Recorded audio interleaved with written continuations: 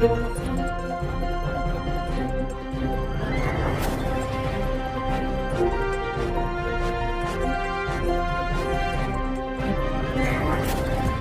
જોઈ રહ્યા છો પ્રજાના પ્રશ્નોને વાચા આપતું મિસ્ટર ગુજરાત ન્યૂઝ। નમસ્કાર।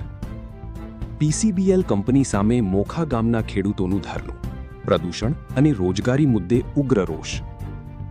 મુન્દ્રા તાલુકાના મોખા ગામના ખેડૂતો અને ગ્રામજનોએ પીસીબીએલ કંપની સામે કંપનીના મુખ્ય ગેટ પાસે શાંતિપૂર્ણ ધરણું શરૂ કર્યું છે। ગ્રામજનોનો આક્ષેપ છે કે કંપનીમાંથી નીકળતા ઝેરી ધુમાડા અને કેમિકલના કારણે ખેતીને નુકસાન થઈ રહ્યું છે, લોકોના સ્વાસ્થ્ય પર અસર પડી રહી છે અને સ્થાનિક ભણેલા યુવાનોને રોજગારીમાં પ્રાથમિકતા આપવામાં આવતી નથી। ગ્રામજનોએ જણાવ્યું છે કે માંગણીઓ અંગે લિખિત ખાતરી અને યોગ્ય નિર્ણય ન લેવાય ત્યાં સુધી ધરણું યથાવત ચાલુ રહેશે। મુખ્ય મુદ્દાઓ: કંપનીના પ્રદૂષણથી ખેતીને નુકસાન થતો હોવાનો આક્ષેપ, ગ્રામજનોના સ્વાસ્થ્ય પર પ્રદૂષણની અસર અંગે ચિંતા, સ્થાનિક ભણેલા યુવાનોને રોજગારીમાં પ્રાથમિકતા આપવાની માંગ, ખેડૂતોને થયેલા નુકસાનનું યોગ્ય વળતર આપવા માંગ, પ્રદૂષણ અંગે તાત્કાલિક અને નિષ્પક્ષ તપાસની માંગ, લિખિત ખાતરી ન મળે ત્યાં સુધી ધરણું ચાલુ રાખવાની જાહેરાત। રિપોર્ટ વિજયસિંહ સોઢા। સત્યતાની સાથે સ્પષ્ટ વાત। પણ 5 દિવસમાં નિષ્ફળ ચાલ્યો પછી આ કંપનીને જોવાના હતા। હવે અમને જાવો શું નથી દેતા રોજગારી, કે નથી કાંઈ સહાય દેતા, કે નથી અમને કોઈ દાદ દેતા। હવે ત્રાસથી અમને ગામ મૂકવાનો વારો આવી ગયો। આ મોખા ગામમાં પીસીબીએલ કંપની આવેલ છે, તેને વર્ષ 18 થયા। અમે કમસે કમ 200 અરજી દીધું છે બધા ઠેકાણે, પણ આજ સુધી અમને કોઈ સાતની જવાબ નથી આવ્યો, નથી એનો કોઈ રિઝલ્ટ મળ્યું। હવે અમને સ્થળાંતર કરવાનો ટાઈમ આવી ગયો છે મોખા। મારું નામ સમા ઇસ્માઇલ અલી મામણ, રહેવાસી ગામ મોખા, ઉંમર વર્ષ 65। માલધારી માણસ છું, ગાય છે મારા કને 40 થી 50 ગાયો છે, ભેંસો 65 થી 70 ભેંસો છે, ઘેટા બકરા ભેંસો છે। અને પાણીની તકલીફ છે, અને પાણીની તકલીફ બે હિસાબે અમે નદીમાં તળાવ છે, તળાવમાં અમે પાણી પીવા જઈએ છીએ તો બીમારી ચાલુ છે। અત્યારે લેબોરેટરી કરાવી, લેબોરેટરી કરાવી લો, અમારો માલ અત્યાર સુધી મરે છે। કાર્બેટ હિસાબે, કંપનીના હિસાબે, પીસીબીએલ કંપની છે એના હિસાબે પાણી બીજી ક્યાં જડતું નથી અમને। નદીમાં માલ અમારો જાય છે ને ખારું પાણી છે બોરનું, એ માલ પીએ છે, એક દાણું ખારું પાણી, એક દાણું બધું ઉતારે જમીન। મારું નામ સમા સાલીમ અહમદ ઓસમાણ છે। હું મોખા ગામનો નાગરિક છું।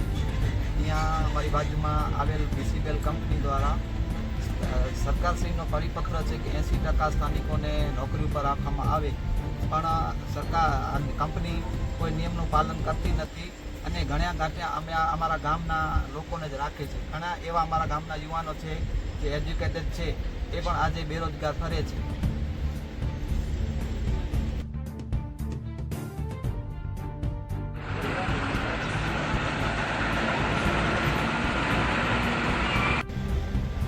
નામ રામજી આહિર, હું મોખા ગામનો વતની છું।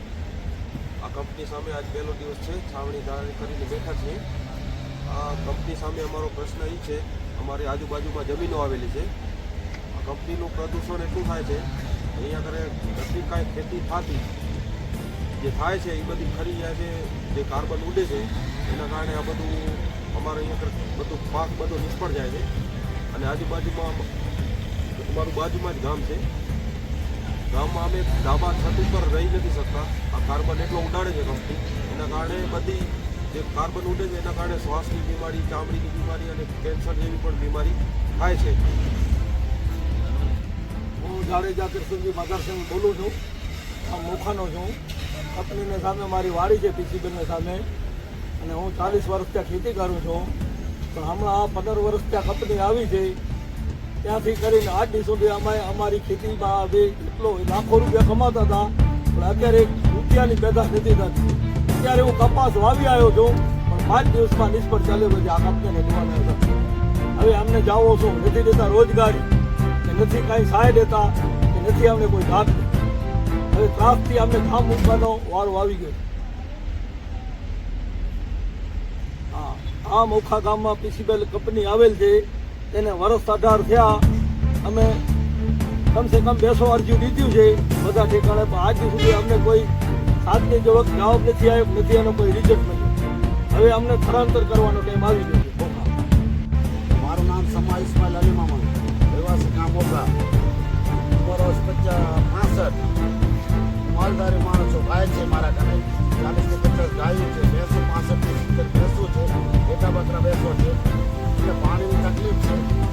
પાણીની તકલીફ જે હિસાબે અમે નદીમાં તળાવ છે, તળાવમાં અમે પાણી પીવા જઈએ છીએ તો એમાં બીમારી ચાલુ છે. અત્યારે લેબોરેટરી કરાવી તો લેબોરેટરી કરાવી લો, અમારો માલ અત્યાર સુધી મરે છે. કાર્બેટ હિસાબે, કંપનીના હિસાબે, પીસીબીએલ કંપની છે એના હિસાબે પાણી બીજી ક્યાં જડતું નથી. નદીમાં માલ અમારો જાય છે, ખારું પાણી છે બોરનું માલ પીએ છે, એક દાણું ખારું પાણી, એક દાણું બધું ઉતારે જમીન. મારું નામ સામા સાલીરામા દોસ્તમાં છે. હું મોખા ગામનો નાગરિક છું. અહીંયા અમારી બાજુમાં આવેલ પીસીબીએલ કંપની દ્વારા સરકારશ્રીનો પરિપત્ર છે કે 80% શ્રમિકોને નોકરી પર રાખવામાં આવે, પણ સરકાર કંપની કોઈ નિયમનું પાલન કરતી નથી.